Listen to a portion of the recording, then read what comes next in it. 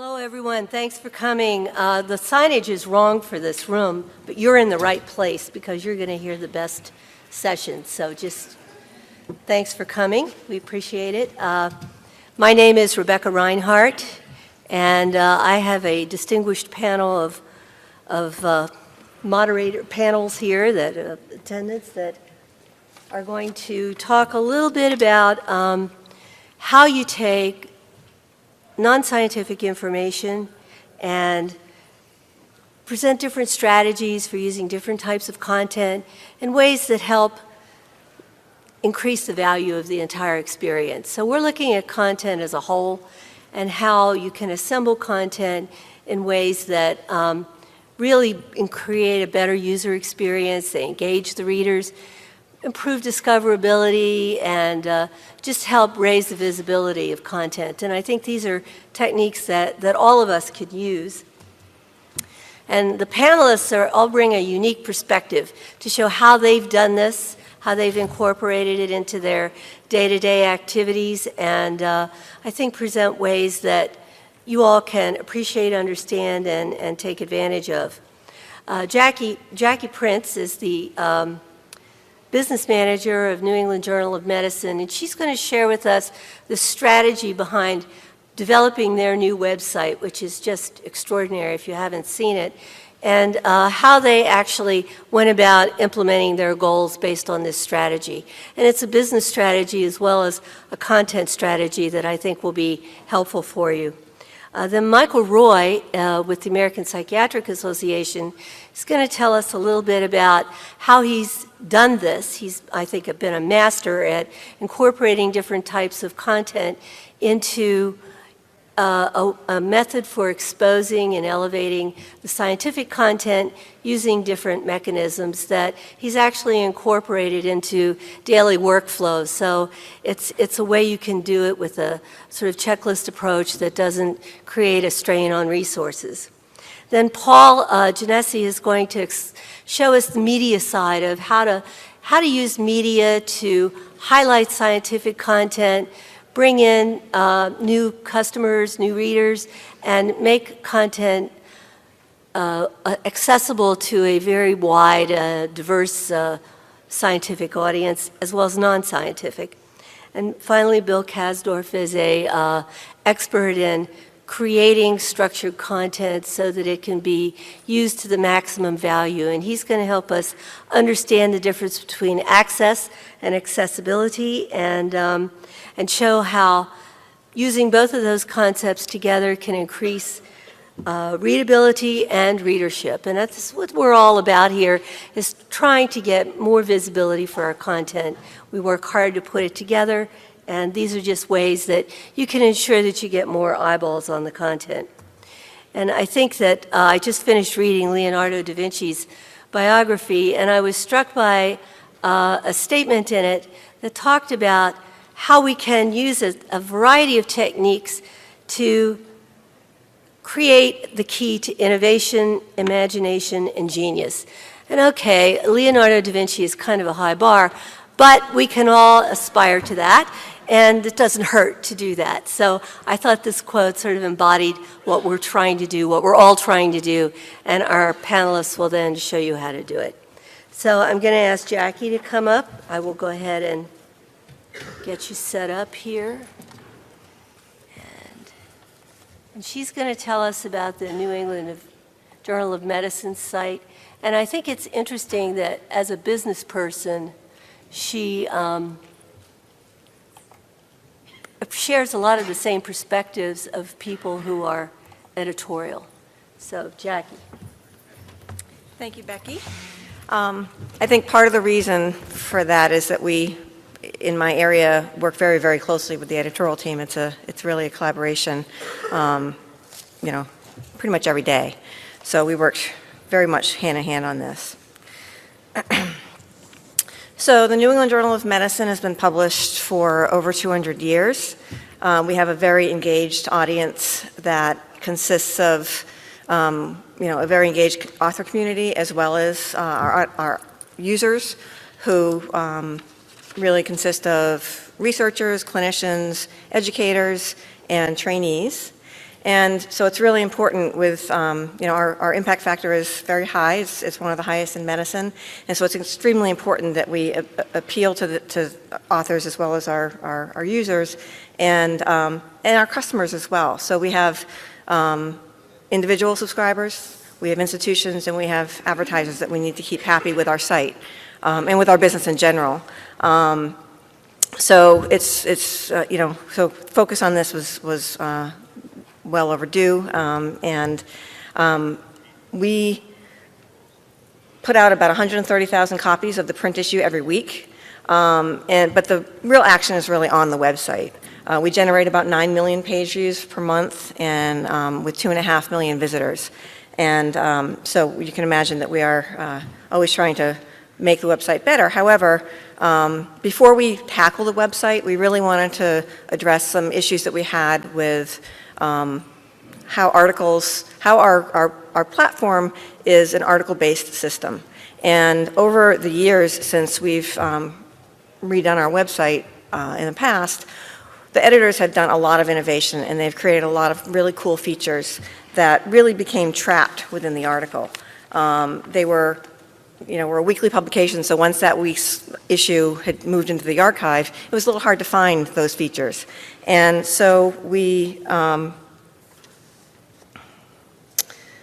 worked with Adapon, our platform vendor, to create functionality that we've been using across the site for a while now, where we took those elements that were trapped within the article. So whether it was multimedia, interactive graphics, videos, these are quick takes are our audio video summaries, or video summaries of articles that are very popular.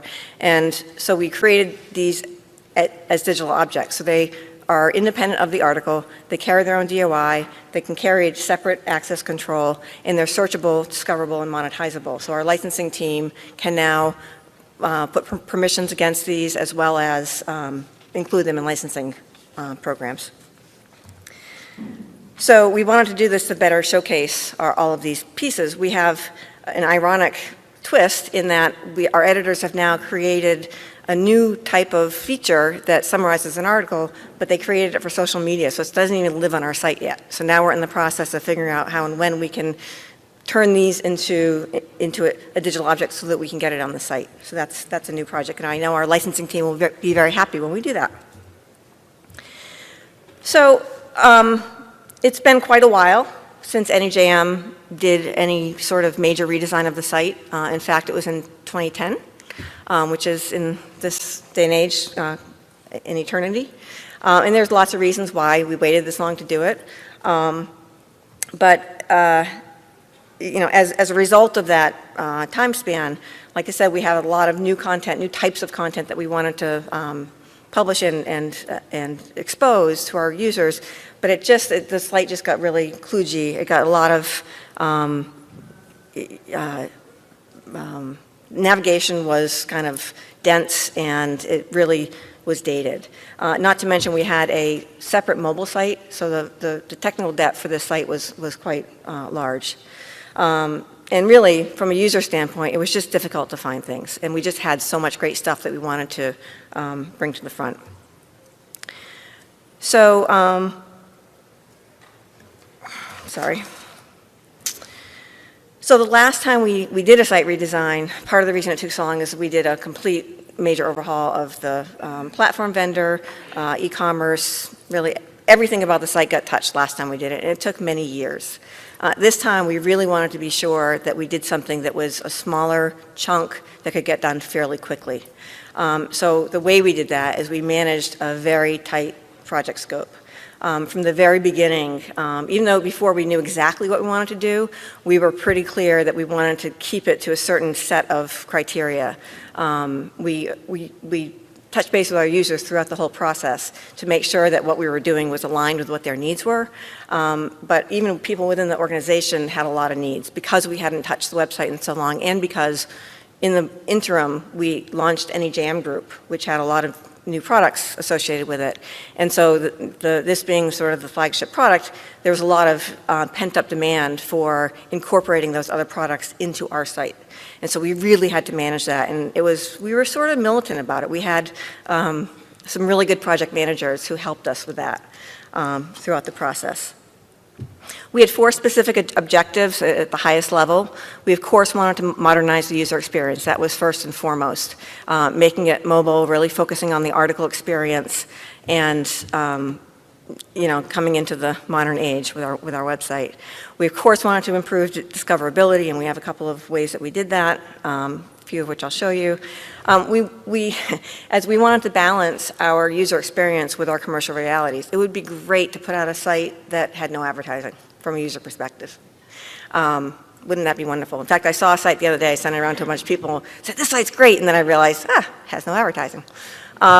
So we had to balance that. We have advertising on our site. Like I said, we have NEJM group products that want to advertise, internally on the site, or even be integrated into the site. And so we really had to consider that as we move forward. And as we didn't do a complete platform migration, but we did migrate to the newer set of add-upon tools with Page Builder. And so with that came, a certain level of effort. And we also at the same time converted to JATS. So the way that we managed the scope, not only were we militant about what was going to be in, but anything that didn't make it in that had value, we put into a continuous development roadmap, and really have been, we're not completely agile in our approach, but we are definitely, we have moved from what we were before, which was a long period of time before releases, and we're now doing monthly releases. And so it's much easier if you miss that one release to get things into the next release. So we're really excited about that, as are many other stakeholders across the organization. Like I said, we managed to a pretty tight timeline for us, a little more than 2 years. That's tight for us. The business team led this project, but of course it was a very huge collaboration with editorial and with many other departments as well. In fact, from almost the very beginning, we created very defined tracks that stayed together throughout the whole process, and many of them met weekly.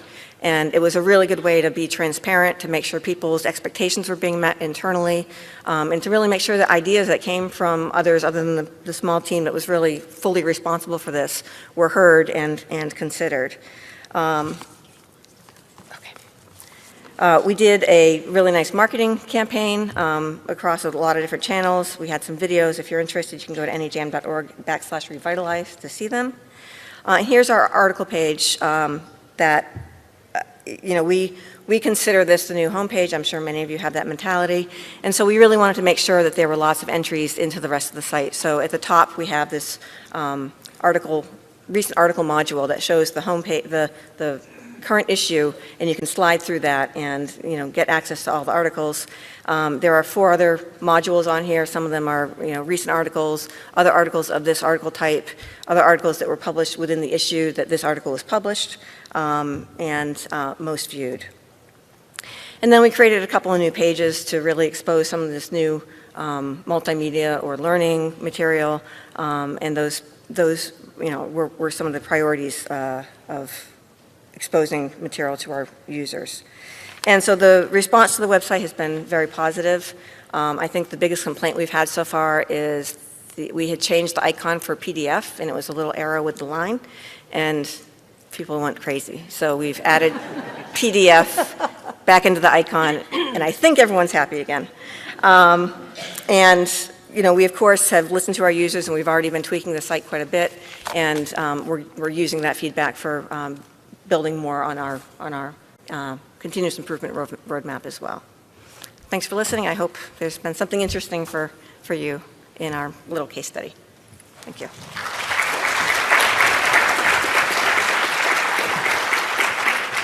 Thank you very much, Jackie. I think that the idea that you went into this to try to do a new user experience, it actually worked. And now we can see how your strategy is for, I think the idea that I heard your editor say that they wanted people to be always on the site all the time, right?